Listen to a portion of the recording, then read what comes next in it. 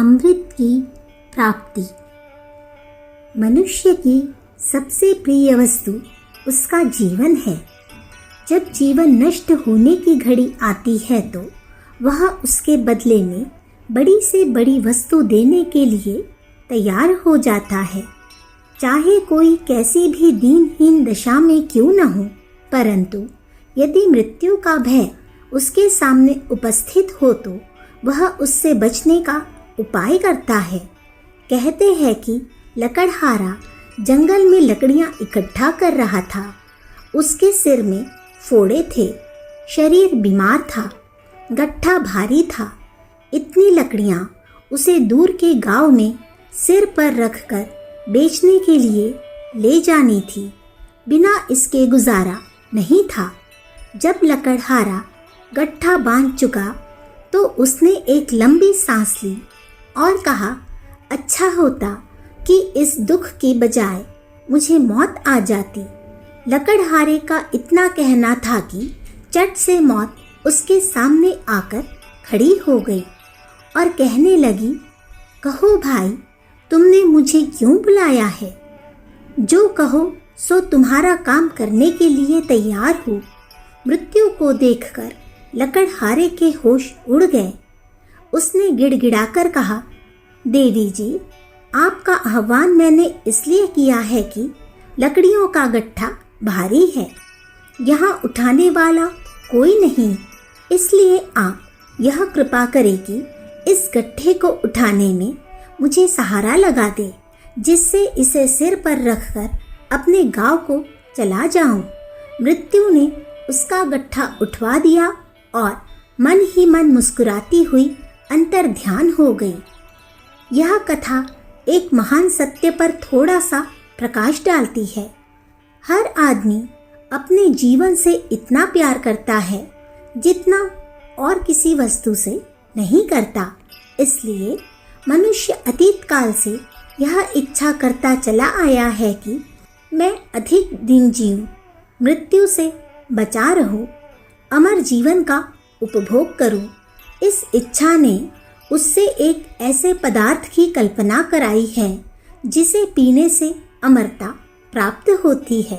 अमृत, सुधा, आवे हयात आदि अनेक नाम उस पदार्थ को दिए गए हैं। ऐसी कथाएं और किंवदंतियां हर देश में प्रचलित है, जिनमें किसी अदृश्य देवताओं या महापुरुषों के अमर होने का वर्णन है।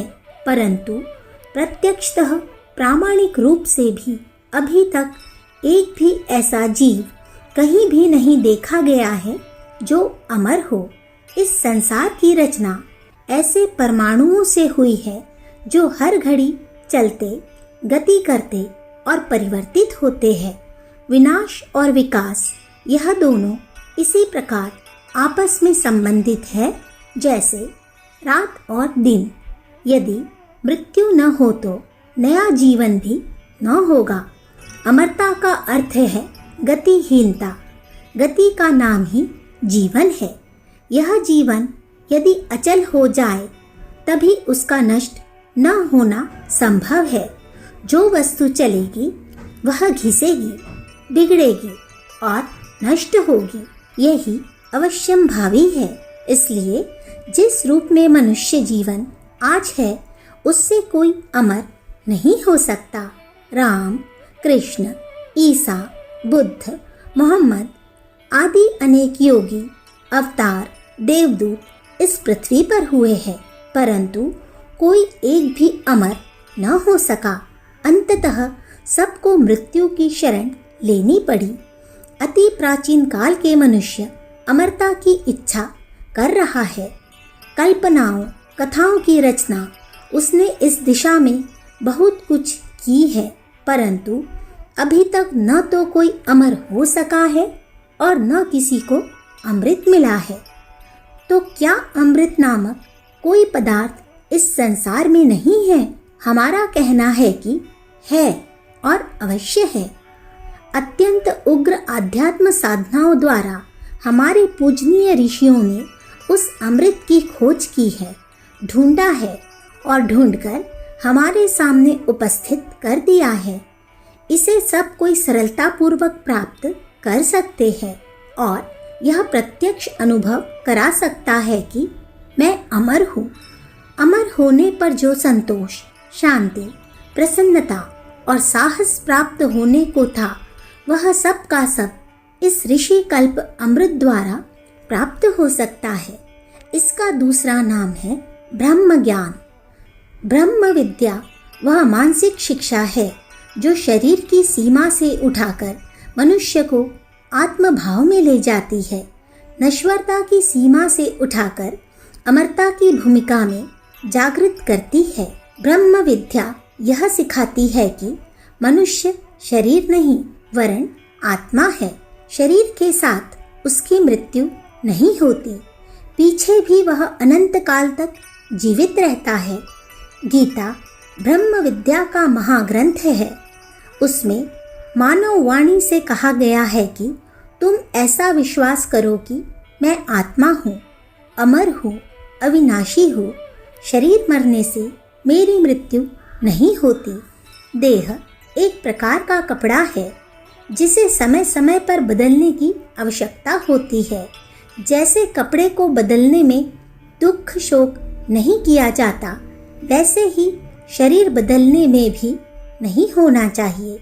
आत्मा की अमरता के इस सिद्धांत को साधारणतः सभी आदमी कहते हैं, सुनते हैं, परंतु जो कोई गंभीरतापूर्वक इस ओर ध्यान देता है और दृढ़तापूर्वक विश्वास कर लेता है कि मैं वास्तव में आत्मा हूँ, वास्तव में अविनाशी हूँ, तो उसके समस्त दृष्टिकोण और कार्यक्रम में एक आश्चर्यजनक परिवर्तन हो जाता है। उसे लगता है कि मैं प्रत्यक्षतः अमृत पिए हुए हूँ। मरने का, नष्ट होने का, जीवन से हाथ धोने का उसके सामने कभी प्रश्न ही नहीं उठता। कपड़े के पुराने होने या फटने से कोई आदमी बेचैन नहीं होता। कपड़े बदलते समय कोई मनुष्य न तो डरता है और न रोता पीटता है। क्यों? इसलिए कि उसका दृढ़ विश्वास है कि कपड़ा एक मामूली वस्तु है, यह फटती है और बदलती जाती रहती है। कपड़ा फटने या बदलने से शरीर का कुछ अनिष्ट नहीं होता, वरन पुराने की अपेक्षा नया, मजबूत और सुंदर कपड़ा मिल जाता है। शरीर और कपड़े बदलने के सिद्धांत को जिस भली प्रकार पूर्ण विश्वास के साथ मनुष्य ने अपना लिया है, यदि वह ठीक उसी प्रकार उतनी ही दृढ़ता, निष्ठा और गंभीरता के साथ मन में जमा ले तो निश्चित समझिए उसकी मनोभूमि ठीक वैसी ही हो जाएगी जैसी वास्तविक अमृत पीने वाले की हो सकती है। मृत्यु का डर, जो कि मानव जीवन में सबसे बड़ा डर है, ब्रह्म विद्या के द्वारा, आध्यात्म निष्ठा द्वारा मिट सकता है और कोई उपाय ऐसा नहीं है जो इस कलेजे में कांटे की तरह सदा चुभते रहने वाले भय से छुटकारा दिला सके। ब्रह्म विद्या, अमर आत्मा का विश्वास सचमुच भूलोक का अमृत है।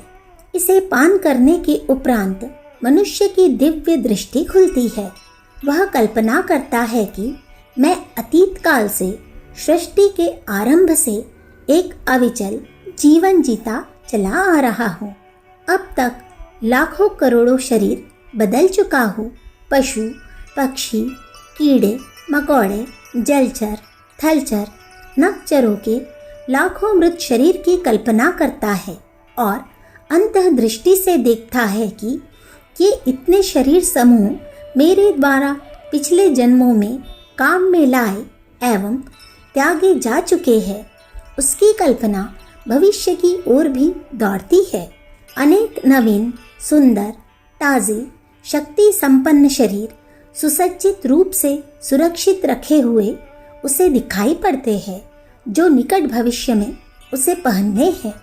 यह कल्पना, यह धारणा ब्रह्म विद्या के विद्यार्थियों के मानस लोक में सदैव उठती, फैलती और पुष्ट होती रहती है। यह विचारधारा धीरे धीरे निष्ठा और श्रद्धा का रूप धारण करती जाती है। जब पूर्ण रूप से समस्त श्रद्धा के साथ साधक यह विश्वास करता है कि यह वर्तमान जीवन मेरे महान अनंत जीवन का एक छोटा सा परमाणु मात्र है, तो उसके समस्त मृत्युजन्य शोक की समाप्ति हो जाती है। उसे बिल्कुल ठीक वही आनंद उपलब्ध होता है जो किसी अमृत का घट पीने वालों को होना चाहिए। जिस सुरलोक में अमृत की कल्पना की गई है, उसका आरंभिक छोर कुछ आकर्षक मालूम होता है, परंतु अंतिम छोर बहुत ही रूखा और कर्कश है। मुसलमानी धर्म ग्रंथों में एक कथा है कि ख्वाजा खीजर की कृपा से सिकंदर आवे हयात के चश्मे तक पहुंचा।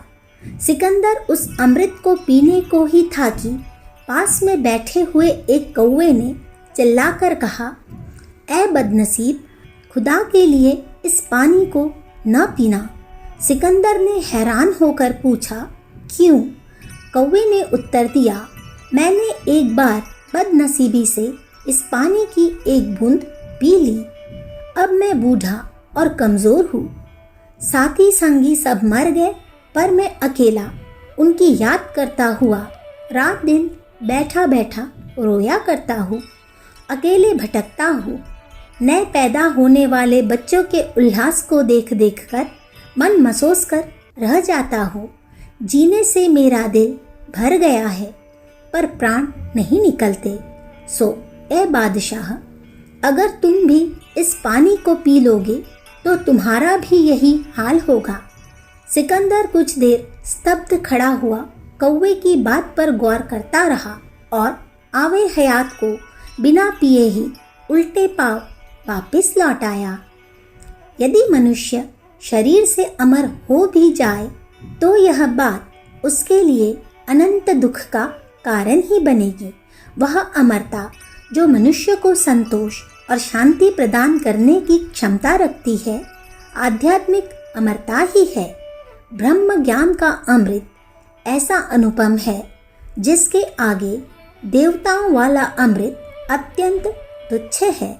ब्रह्म विद्या से मनुष्य को निर्भयता, स्वतंत्रता, प्रसन्नता एवं प्रफुल्लता प्राप्त होती है। जीवन के दृष्टिकोण में एक ब्रह्म तेज भर जाता है। वह शारीरिक भोगों को, भौतिक वस्तुओं के परिग्रह को महत्व नहीं देता, वरन आत्मा को ऊंचा उठाने वाले, जीवन को सरस, निर्मल एवं पवित्र बनाने वाले, हृदय को संतोष देने वाले कार्यों को महत्व देता है। उच्च, सात्विक और परमार्थिक कार्यों में उसकी रुचि होती है। उन्हीं में मन लगाते हैं और उन्हीं में उसे रस आता है।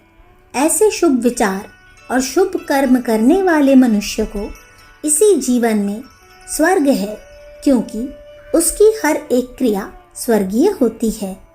अमृत पीकर अमर होने वाले मनुष्य की चिंताएं और तृष्णाएं अधिक बढ़ेंगी, क्योंकि जब 150 वर्ष के जीवन के लिए मनुष्य इतने सरंजाम इकट्ठा करता है, तो अमर जीवन के लिए वह असंख्य गुणे सरंजाम जोड़ने और जमा करने की फिक्र करेगा, और वे फिक्रें ही उसे खाने लगेगी। इसके विपरीत ब्रह्म ज्ञान का अमृत समस्त चिंता और तृष्णाओं को समाप्त कर देता है। मृत्यु और जीवन को एक ही जुए में जोत देता है। दोनों का यह जोड़ा कितना भला मालूम पड़ता है। मृत्यु और जीवन को जो समान दृष्टि से देखता है, वह धन्य है। शोक, मोह, चिंता, क्लेश, पश्चाताप, तृष्णा, पाप आदि की छाया भी ऐसे मनुष्यों तक नहीं पहुंच पाती। ब्रह्म ज्ञान का अमृत पीकर तृप्त हुए स्थित प्रज्ञ ही वास्तव में अमर है। आध्यात्म ज्ञान की वह धारा जो आत्मा की अमरता का पाठ पढ़ाती हुई जीवन को उच्च एवं उत्तम बनाने की प्रेरणा कराती है, वास्तव में वही अमृत की निर्झरनी है। पाठकों, इस सुधा धारा का पान करो और अमृतत्व का आस्वादन करो। अखंड ज्योति, जनवरी सन 1945, पृष्ठ संख्या 16, 17, 18। हमारे YouTube चैनल विचार क्रांति दूत अखंड ज्योति पत्रिका को सब्सक्राइब करें एवं अगली वीडियोस प्राप्त करने के लिए बेल आइकन दबाएं। धन्यवाद।